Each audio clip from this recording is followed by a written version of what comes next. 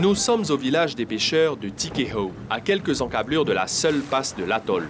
Benoît Taiho est un des pêcheurs les plus actifs de l'île. En temps normal, il y a entre 3 et 5 parcs à poissons opérationnels, mais récemment, certains n'ont pas résisté aux éléments. Durant cette période fraîche du mois de juillet, Benoît est le seul à être en mesure de livrer du poisson chaque semaine.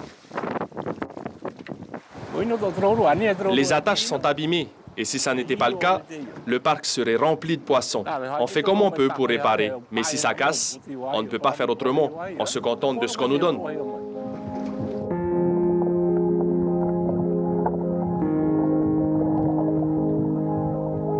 Capturer le poisson dans le parc n'est pas une mince affaire, mais Benoît a l'expérience nécessaire pour le faire, même sans palme.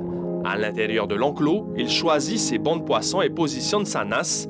Grâce à la réactivité de sa compagne Antonina et une coordination travaillée au fil des années, plusieurs dizaines de pièces sont capturées. Il y a un peu de païchiri, de copa, de hihi, pareil. Ce travail, harassant, est le quotidien de Benoît depuis plus de 50 ans. Les connaissances sur la construction d'un parc, des courants de la passe ou encore de la qualité des poissons lui ont été transmises par les aînés. Les anciens avaient vu juste.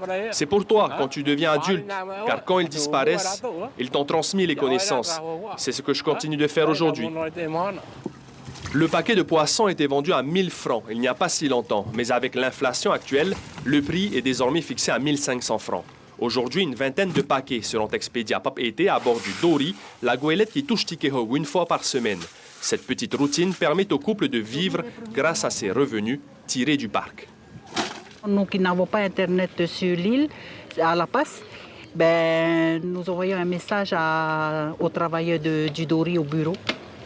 Et c'est eux qui nous donnent des nouvelles, quand le bateau va quitter, ou il ne va pas quitter, voilà. Ces mois-ci, il fait froid. Ce n'est pas du tout la période chaude. Une fois expédiés sur Tahiti, les poissons seront réceptionnés par les fidèles clients de Benoît. Ils seront vendus au marché de Papeete, comme c'est le cas depuis plusieurs dizaines d'années.